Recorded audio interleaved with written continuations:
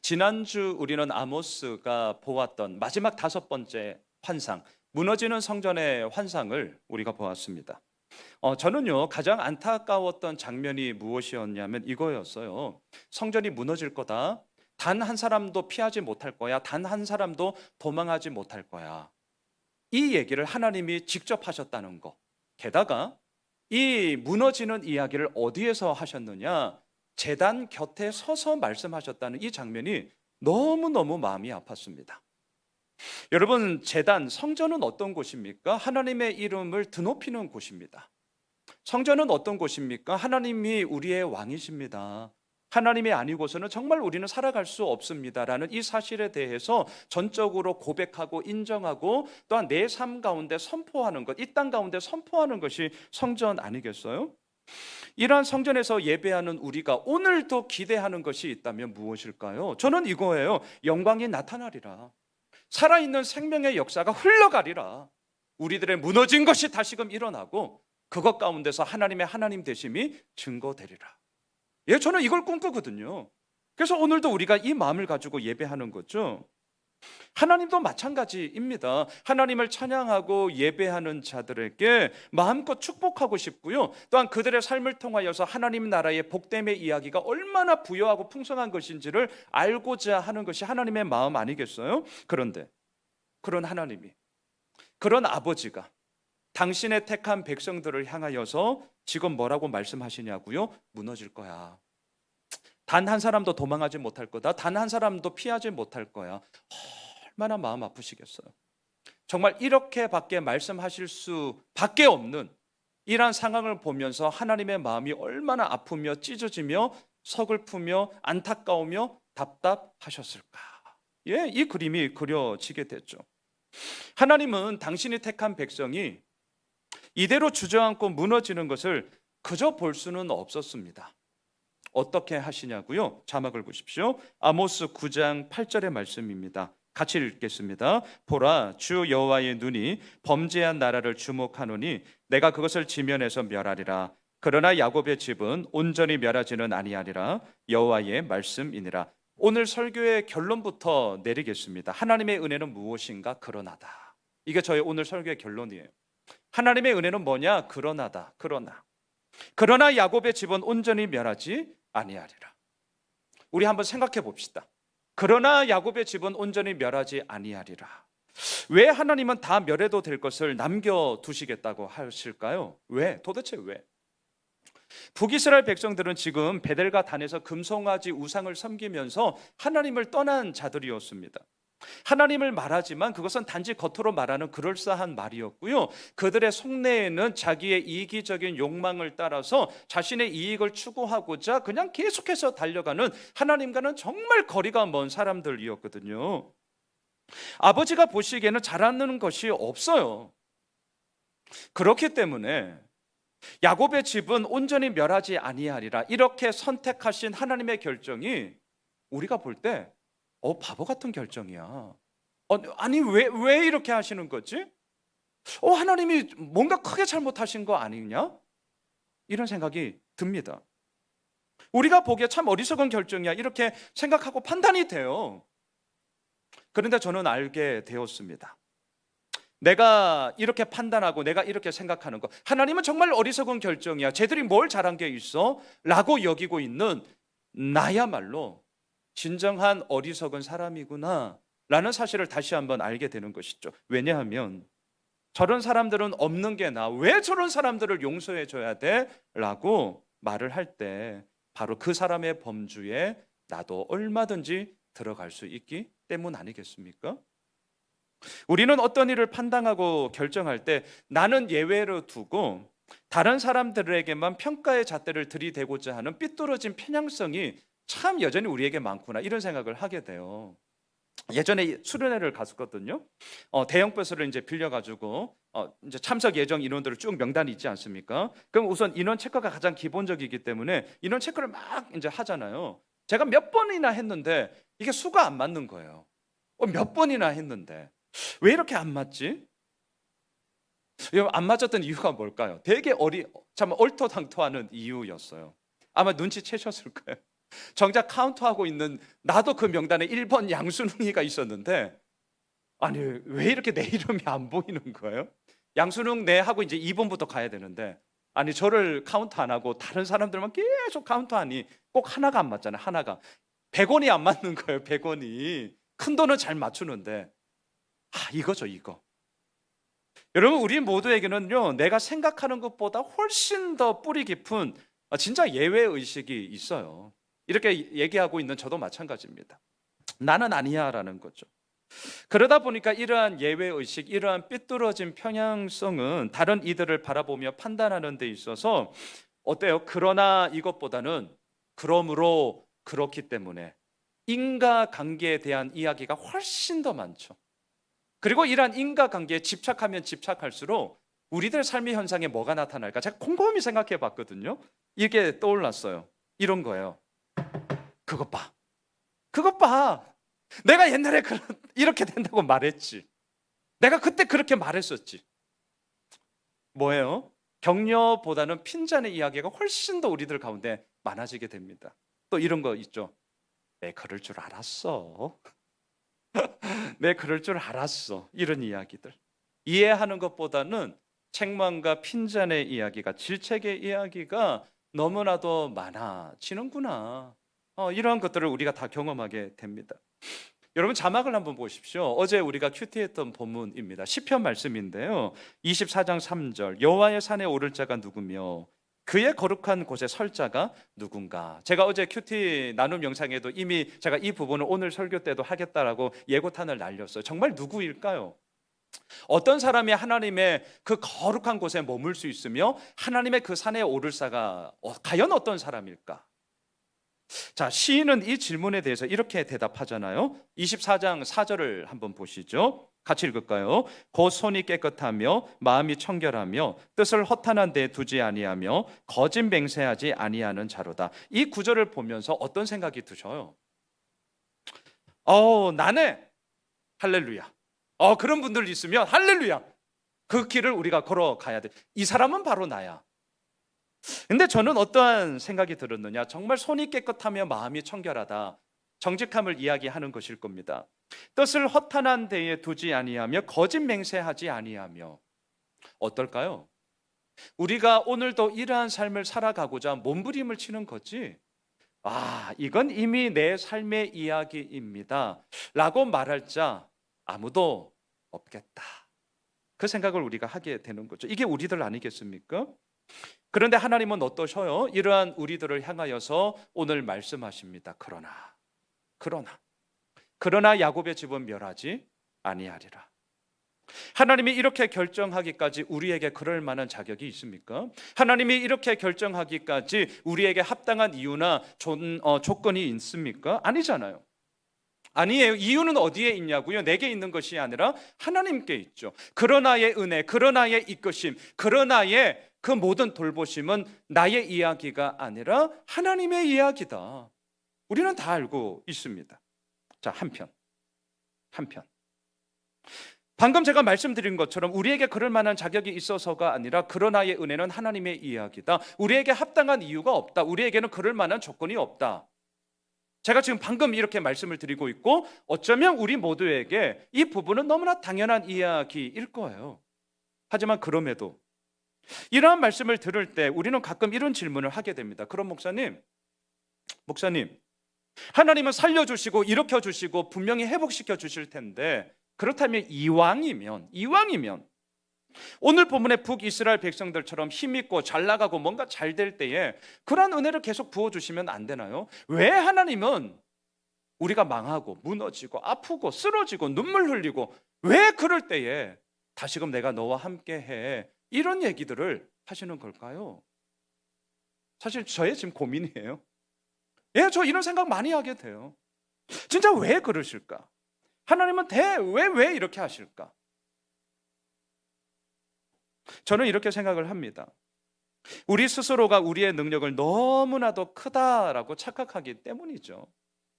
하나님의 능력이 크신데 우리는 종종 내가 크다라고 착각하고 있고요. 이 착각을 제대로 깨우치기 위해서 이러한 눈물의 이야기, 아픔의 이야기, 무너짐의 이야기가 우리의 삶 가운데 반드시 있어야 그 가운데서 돌이키며 하나님의 하나님 되심이 무엇인지를 결국은 우리가 아는 존재구나, 이것을 우리가 알고 있기 때문입니다.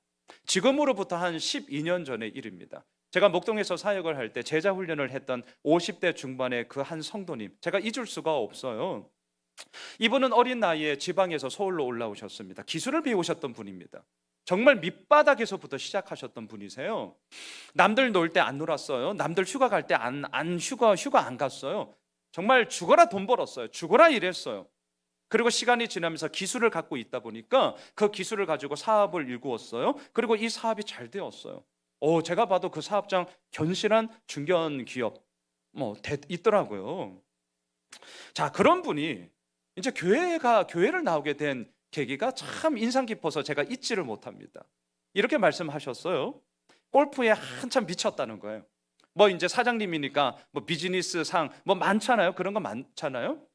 골프에 한참 미쳐가지고 날씨가 굽고 이렇게 일기예보에 안 좋다 이런 얘기를 알면서도 막 너무너무 치고 싶어가지고 그래서 골프장 갔다는 거예요. 그래서 골프 이렇게 치는데 날씨가 이미 구준데 이게 웬일이에요. 저 멀리 낙뢰가 떨어지는 걸, 저 멀리서 그냥 떨어지는 걸 딱 보는 순간 어떤 마음이 들었냐면 나도 한 방에 갈 수 있겠구나. 참 사람 희한하죠. 그냥 저 멀리 낙뢰가 떨어진 거예요. 우리 번개 이런 거 가끔 보잖아요. 그냥 번개 치나 보다 이렇게 넘어가는 사람들이 대부분인데, 정말 하나님의 때가 있어요. 정말 그분의 마음속에 저 낙뢰, 저거 한 방에 나 죽을 수 있겠다, 두려움이 확 엄습하더래요. 지금까지 정말 생고생하면서 소위 남들을 말하는 자수성가가 되었고 남부러울 것 없이 내가 이 사업을 일구면서 이제 먹고 사는데 걱정 없는 내 삶을 살았는데 내가 죽으면 이게 뭐지? 이제 삶의 정말 본질적인 것 앞에 딱 서게 되는 거죠. 해결하려고 해봤대요. 상담도 해보고요. 좋은 책도 읽고요. 그때도 10여 년 전도 이제 유튜버가 그래도 있었으니까 좋은 영상들도 보고 나무와 위탑을 이런 것도 하고 명상 이런 거 있잖아요. 도저히 마음이 다스려지질 않더라는 거예요. 마지막 남은 게 뭐예요? 교회. 교회. 그 흔해 빠진 교회가 그때 눈에 보이는 거예요. 가장 주변에 가까웠던 곳이 제가 있던 교회였어요. 이제 오셨다는 거죠. 교회에 오니까 참 좋았다고 합니다. 사랑합니다. 예배합시다. 그러세요 성도님, 저희가 기도할게요. 우리 서로를 섬깁시다. 다 수긍이 되는 이야기였다고 해요. 그런데 아무리 생각을 해도 도저히 이해가 되지 않는 말이 하나 있는데 그게 뭐냐? 다 하나님의 은혜입니다.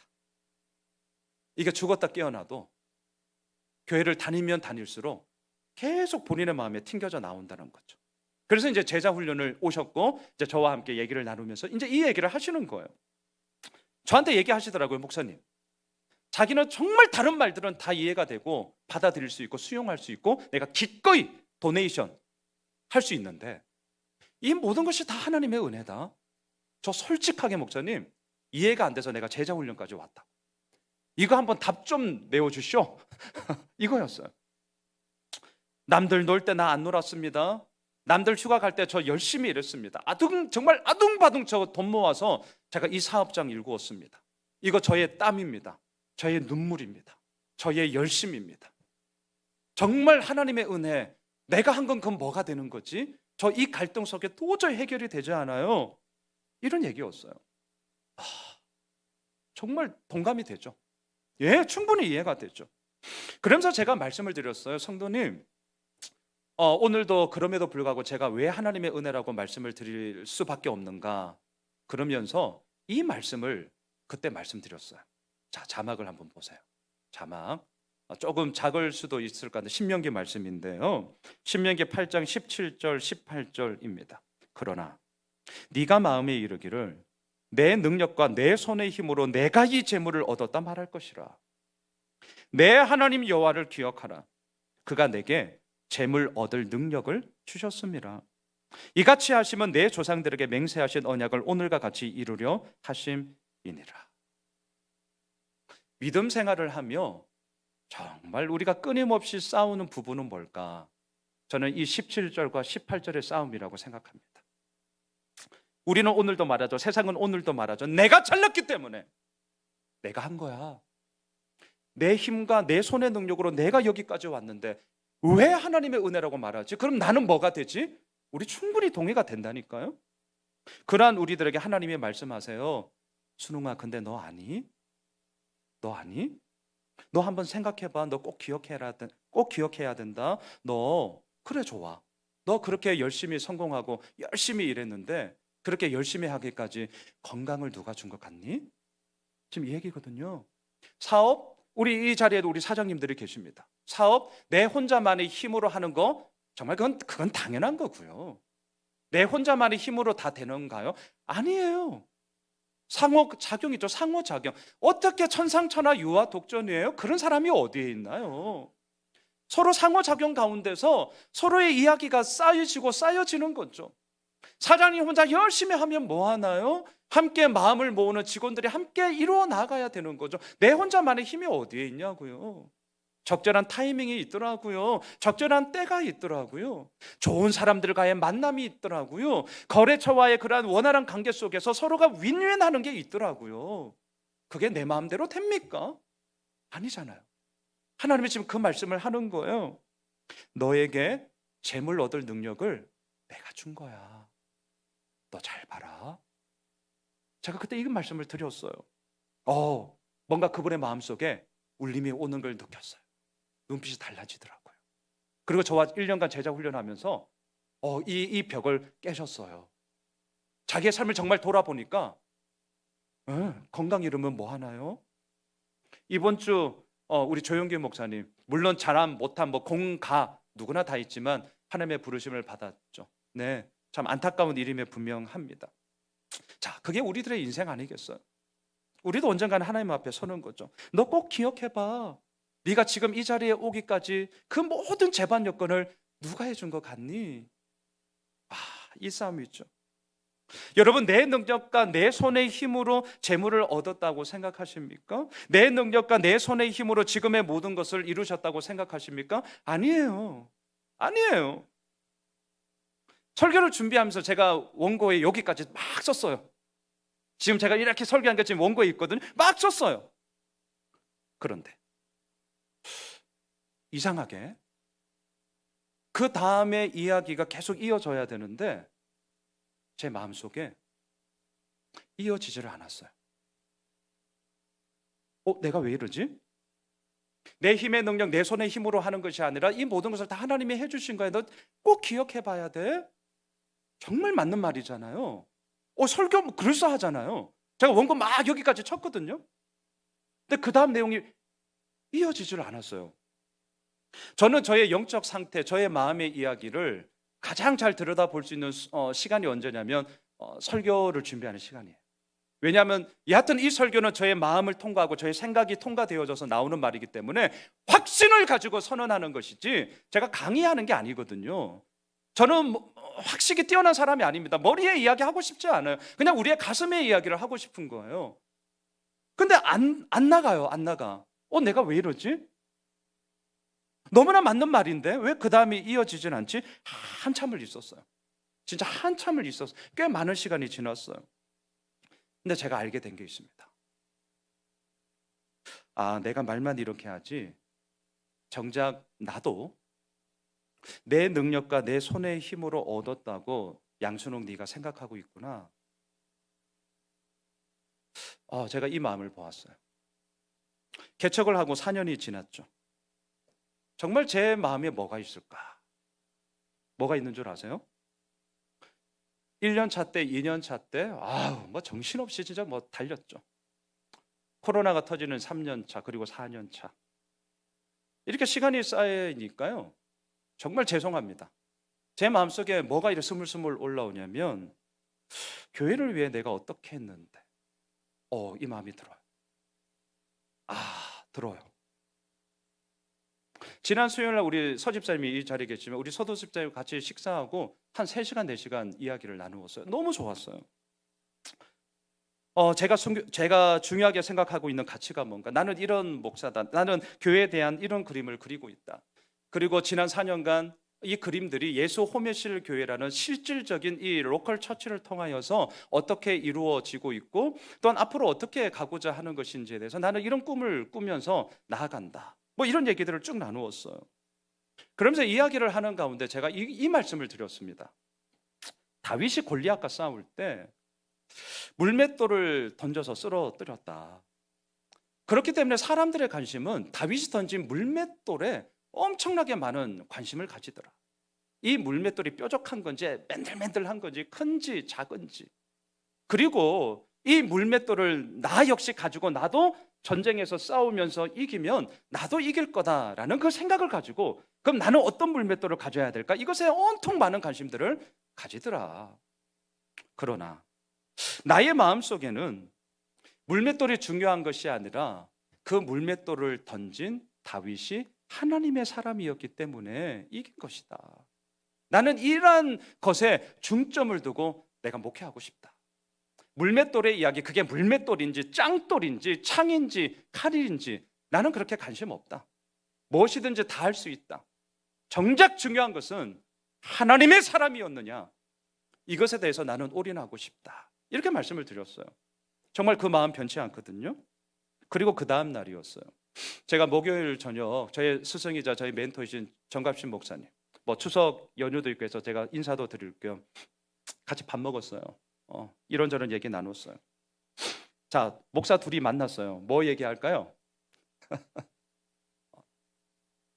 요즘 마음이 어때?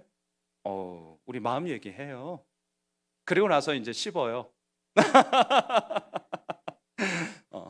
뭐 교회에 대한 이야기들, 또 저의 고민에 대한 이야기들, 정 목사님도 마찬가지죠. 이런저런 얘기를 했어요. 근데 제가 대화를 하다가 저의 마음에 정말 뭐가 있는가, 여러분 그거 있죠. 생각을 못했는데 내가 막 이런저런 얘기하면서 내 스스로가 나를 발견하고 정리되는 거. 제가 수요일날 서집사님의 그 시간과 목요일날 정 목사님을 만나면서 시간이 저한테 완전 정리가 되는 시간이 되었어요. 제 마음이 정말 뭐가 있을까? 이거였어요. 우리 모두 하나님의 사람 다윗이 되면 된다. 짱돌이든 물맷돌이든 창이든 칼이든 그것은 우리가 그냥 사용하면 된다. 제가 그 마음이었거든요. 그런데 좀 얘기를 하면서 뭐 정 목사님이 뭐 이런저런 얘기하지 않아요. 그냥 제가 얘기를 하면서 제가 제 마음을 알게 되었어요. 근데 내가 왜 불편하지? 네. 근데 왜 내가 화가 나지? 어쭈? 왜 내가 불편하지? 왜 내가 화가 나지? 아니 물맷돌이든 짱돌이든 칼이든 창이든 뭐 어때? 아무거나 쓰면 되지. 하나님의 사람이라는 게 중요한데 뭐 어때? 제가 말은 이렇게 했거든요. 그럼 불편할 이유가 없잖아요. 짱돌 쓰면 어떻고 물맷돌 쓰면 어때요? 아니 양 목사 상관없다면서요. 근데 내가 왜 불편해하죠? 내가 왜 화가 나지? 알게 되었어요. 제가 말은 이렇게 나이스하게 말 잘하죠. 네. 설교 잘하잖아요. 네. 말은 그럴싸하게 했지만 정작 저의 마음속에 내가 사용하는 물맷돌을 성도들이 사용 안 하는 걸 보면서 내가 화가 나는구나. 내가 말은 하나님의 사람 다윗이 되면 되지 짱돌이든 물맷돌이든 그건 뭐 상관없어요. 우리의 때에 맞게 쓰면 되죠. 아주 나이스하게 제가 얘기했지만 교회가 이렇게 오늘 과정 속에 나도 불편해하는구나. 내가 쓰고 있는 물맷돌을 성도들이 안 쓰면 나도 불편해하는구나. 내가 화가 나는구나. 제가 그래서요 이제 금요일날 새벽부터 어제도 오늘도 기도 제목이 있습니다. 저를 위해 기도해 주세요. 이거에 하나님, 하나님의 사람이 되면 그게 물맷돌이든 짱돌이든 정말 상관이 없죠. 하나님의 사람이 되는 게 중요하죠. 그렇다면 저 역시 하나님께 모든 것을 맡기겠습니다. 짱돌 괜찮습니다. 물맷돌 괜찮습니다.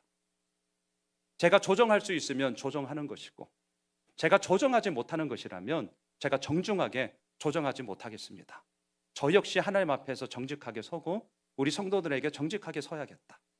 제가 이 마음을 가졌어요. 기도해 주십시오. 앞으로의 모든 우리 교회에 이루어지는 것들, 이제 굳어진 이 근육을 10월부터 서서히 이완시키는 거, 제가 광고 때도 말씀드렸지만 이거 쉽지 않으실 거예요. 그리고 자기 합리화가 우리는 너무 빠른 거예요. 꼭 교회 가서 예배 드려야 되나?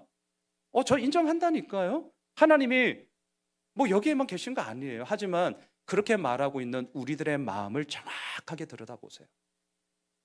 귀찮아서, 아침부터 막 서두르는 게 힘들어서 그런 마음을 하는 건지, 아니면 정녕 이곳에서 드리는 것이 더욱더 하나님의 하나님 되심 가운데 마음껏 찬양하고 마음껏 기도하고 마음껏 하나님의 말씀에 집중할 수 있게 내가 그렇게 얘기하는 것인지, 우리 정직하게 나아갔으면 좋겠습니다. 여러분, 내 능력과 내 손의 힘으로 재물을 얻은 게 아니죠.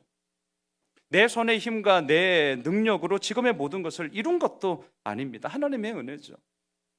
하나님은 그럼 왜 이러한 은혜를 우리에게 주셨을까? 자막을 보십시오. 에베소서 2장 4절 5절이에요. 긍휼이 풍성하신 하나님이 우리를 사랑하신 그 큰 사랑을 인하여 허물로 죽은 우리를 그리스도와 함께 살리셨고 너희는 은혜로 구원을 받은 것이다. 우리를 향한 하나님의 그 큰 사랑 때문이죠. 조건을 따지는 이해관계, 거래가 아니었습니다. 이해관계를 따지는 비즈니스가 아니에요. 다른 이유가 없더라고요. 우리를 향한 긍휼, 그 크신 사랑으로 인하여 이 은혜를 주셨다는 거죠. 그리고 하나님은 오늘 아모스를 마치면서 이러한 그러나의 사랑을 이스라엘 백성들 가운데도 선포하십니다. 오늘 본문 11절을 보십시오. 그날에 내가 다윗의 무너진 장막을 일으키고 그것들의 틈을 막으며 그 허물어진 것을 일으켜서 옛적과 같이 세우고, 그날에, 아모스가 지금까지 사용했던 그날은 무너지는 날, 심판의 날, 멸망의 날이었습니다. 하지만 오늘 본문에 사용되어지고 있는 그날은 의미가 완전히 달라요. 일으키는 날, 세우는 날, 회복의 날입니다. 내가 다윗의 장막을 일으키리라. 다윗의 장막, 뭡니까? 다윗의 장막. 여러분, 성경을 읽으실 때 소위 합성어가 나오면 우선 둘을 떼어보세요. 너무 어렵게 생각하실 필요 없어요. 합성어가 나오면 둘을 딱 떼세요. 그냥 떼. 그리고 다윗의 장막, 다윗 장막 생각하시면 돼요. 자, 다윗 누구예요? 이스라엘의 기초를 굳건히 세운 왕이죠. 다윗 누구예요? 하나님의 영광이 이스라엘 가운데 온전히 깃들게 했던 왕 다윗. 장막은 뭐예요? 출애굽한 이스라엘 백성들이 광야 생활을 하면서 거처 했던 텐트. 또한 장막은 뭐예요? 좀 더 아주 있어 보이게 한다면 하나님의 인도하심과 하나님의 보호하심을 상징하는 상징물. 그럼 이 두 단어를 딱 붙이시면 돼요. 다윗의 장막은 뭐냐고요? 이스라엘의 기틀을 굳건히 세웠던 다윗 왕이 거했던 천막. 다윗의 장막은 뭐냐고요? 하나님의 영광이 이스라엘 가운데 가득히 넘치게 하는 그 왕에게 하나님이 함께 하시고 하나님이 보호하시는 것. 이게 다윗의 장막이죠. 그런데 지금 북이스라엘은 어떠냐고요? 이러한 영광이라고는 전혀 찾아볼 수 없는, 하나님의 함께하심과 보호하심을 전혀 경험하지 못하는 무너진 다윗의 장막과 같았습니다. 하지만 이러한 북이스라엘을 향하여 하나님은 선언하십니다. 그날에 내가 다윗의 무너진 장막을 일으키리라. 중요한 게 있어요. 주체가 누구냐면 내가요. 내가. 이게 오늘 본문의 한글 성경을 기준으로 하면 4번 반복됩니다. 주체를 보셔야 돼요. 내가요. 너희가 아니에요. 너희의 능력, 너희의 손의 힘의 능력으로 다시금 세운다가 아니라 내가 세울 거야. 이게 뭐냐고요? 그러나의 하나님의 은혜인 것이죠. 12절도 가보십시오. 그들이 에돔의 남은 자와 내 이름으로 일컫는 만국을 기업으로 얻게 하리라. 이 일을 행하시는 여호와의 말씀이니라. 그들은 누굽니까? 하나님의 심판 가운데서도 이 땅에 남은 신실한 주의 백성들이죠. 에돔의 남은 자는 누구냐고요? 이스라엘을 끊임없이 괴롭히며 하나님을 대적했던 자들입니다. 그런데 회복을 선포하는 그날이 되면 어떻게 되냐고요? 신실한 주의 백성들로 인해 하나님을 대적했던 사람들이 변화되어서 이제 하나님의 기업으로서, 하나님의 백성으로서 새로워질 거라는 거예요. 하나님을 인정하고 하나님께로 돌아오게 될 거라는 거죠. 그리고 하나님의 나라는 더욱더 견고하게 세워질 것이다. 누가 이 일을 행하시는? 하나님으로 말미암아. 13절도 보십시오. 여호와의 말씀이니라. 보라, 날이 이를지라. 그때 파종하는 자가 곡식 추수하는 자의 뒤를 이으며 포도를 밟는 자가 씨 뿌리는 자의 뒤를 이으며 산들은 단 포도주를 흘리며 작은 산들은 녹으리라. 그림을 그려보세요. 곡식을 추수하는 자가 있어요. 씨를 뿌리는 자가 있어요. 우리가 농사 상식적으로 텀이 있잖아요. 텀. 추수를 하고 나서 어느 정도의 텀이 있을 때 그 다음에 씨를 뿌리는 거 아니겠어요? 근데 이 구절을 보면 이 기간이 오버랩이 돼요. 앞에서는 추수하고 있는데 뒤에서는 바로 씨를 뿌려요. 이게 무슨 그림일까요? 이런 겁니다. 하나님의 회복이 어마어마한 완전한 회복이었어요. 농사를 지었는데 이 회복의 은혜가 얼마나 큰지 추수를 해도 끝이 없어요. 그리고 열심히 추수했는데도 너무 많은 수확을 거둔지라 그 추수의 때가 언제까지 갔냐면 이제 씨를 뿌려야 되는 그때까지 갔는데도 여전히 추수할 것이 남아 있을 정도로 복받았다는 겁니다.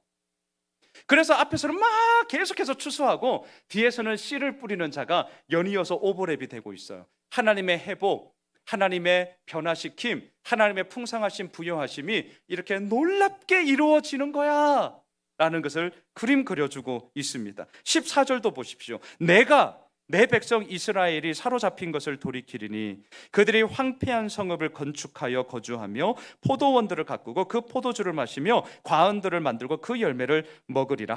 하나님의 일방적인 사랑, 하나님의 일방적인 이끄심이 지금 보이셔야 돼요. 내가 너희들이 뭘 해서가 아니에요.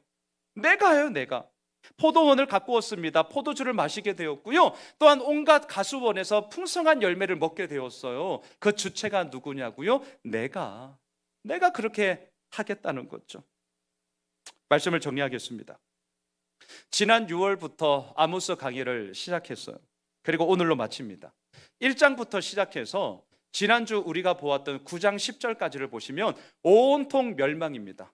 온통 안 된다예요. 온통 망한다예요. 너희들 이러면 안 된다. 정신 차려야 돼. 너희들 똑바로 해야 된다. 그렇지 않으면 큰일 나. 이겁니다. 지난주까지 답답했어요. 희망이 안 보여요. 그 가운데서 하나님의 이름은 온데간데 없이 다 사라져 버렸습니다. 이게 아모스의 시작이었는데요. 자막을 보십시오. 1장 2절. 아모스 1장 2절. 그가 이르되 여호와께서 시온에서부터 부르짖으시며 예루살렘에서부터 소리를 내시리니 목자의 초장이 마르고 갈멜산 꼭대기가 마르리로다. 자, 그림을 그린다면 마르고 마르리로다. 이게 1장부터 지난주 보았던 9장 10절까지예요.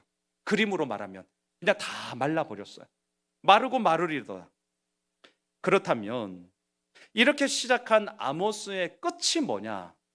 제가 몇 번 말씀을 드렸죠. 성경을 읽으실 때 크게는 그 성경의 본문이 뭐든지 간에 처음과 1장과 마지막 장을 한번 의도적으로 보세요. 의도적으로. 사도행전도 제가 지난 수요 저녁 예배 때 정리해 드렸잖아요. 하나님의 나라를 선언하면서 이루어가는 생명의 역사, 성령의 역사로부터 사도행전이 시작되었죠. 사도행전 28장 31절 뭐예요? 하나님의 나라, 예수 그리스도에 대하여 담대하게 거침없이 가르치니라. 처음과 끝이 이어지는 거죠. 이게 사도행전이에요. 오늘 아모스를 보세요. 마르고 마르리다. 바짝바짝 말랐어요. 이 바짝바짝 마른 이야기로 끝이 났다면 우리들 너무 힘들었을 겁니다. 그런데 아모스 9장 마지막을 보시죠. 15절입니다. 어떻게 끝났는지를 보세요. 우리 같이 한번 읽으십시다. 내가 그들의 땅에 심으리니 그들이 내가 준 땅에서 다시 뽑히지 아니하리라. 내 하나님 여호와의 말씀이니라. 완전한 변화예요. 마른 땅이 아니라 땅을 심을 수 있는 땅이 되었어요. 마른 땅이 아니라 다시는 뽑히지 않는 땅이 되었습니다. 어떻게 해요? 내가 하나님. 사랑하는 예수 홈이실 가족 여러분, 아모스 강의를 마치면서 저는 이렇게 결론을 맺고 싶습니다. 믿음의 승부처는 어디에 있느냐? 나에게 있지 않다. 나에게 있지 않다. 이 말씀이 실질적으로 우리에게 울려 퍼지기 위해서는 앞서 제가 말씀을 드렸던 신명기 8장 17절과 18절 꼭 기억하십시오. 돈 얘기, 우리 얼마나 현실적이에요? 내 손, 내 힘으로 이 모든 돈을 내가 다 벌었는데 어찌 하나님의 은혜냐? 저의 마음의 이야기예요. 야, 내가 어떻게 이렇게까지 했는데. 아시죠? 교회 100개 개척되면 소위 자립, 다른 사역도 아니에요. 자립 2개 또는 3개예요. 이게 지금 제가 목회하는 대한민국의 현실입니다. 엄연한 현실이에요. 2% 3%예요. 그 현실의 이야기가 저에게 들려요. 저 보입니다. 그러면서 반면에 내가 어떻게 했는데 이런 마음이 들더라고요. 저 하나님 앞에 엎드리고 있습니다. 설교는 그럴싸하게 할지 몰라도 순웅아, 양 목사야, 네가 어떻게 했는데? 지금 너와 함께하고 있는 성도님들, 이 교회에 안 올 이유 수천 가지, 수만 가지다. 너 그거 생각해봐라. 한 분 한 분이 예수 호면실 교회 굳이 안 와도 될 이유가 수천 가지, 수만 가지야. 근데 그분들이 예수 호면실 교회에 왔어. 그분들의 눈물, 그분들의 아픔, 그분들의 이야기, 너 귀 기울인다고 하지. 하지만 정말 그래? 기도하고 있어요. 저는 오늘 아모스 강의를 통해서 저의 이야기로 마무리를 하게 되네요. 믿음의 승부처는 나에게 있지 않습니다. 정말 우리에게 있지 않습니다. 믿음의 승부처는 오늘 내가 일으키리라, 내가 세우리라. 마른 땅을 심을 수 있는 땅으로 변화시키고 마른 땅을 뽑히지 않는 땅으로 이루어 나가시는 그 하나님께 있음을 우리 모두가 다시 한번 고백합시다. 변화시키는 하나님, 이끄시는 하나님, 이루시는 하나님, 오늘도 하나님만을 선포합니다. 그리고 예수 호면실 교회가 계속해서 그 하나님의 영광스러움 앞에 거하기를 온전히 원하고요. 또한 우리 모두가 100% 오르신 하나님의 이끄심 가운데 어떻게 이루어 나가신지를 이 교회를 통하여서 우리가 함께 보고 함께 고백하고 함께 누리고 함께 기뻐하게 됩니다. 그러나 주의 복된 은혜가 있으시길 주님의 이름으로 축원합니다.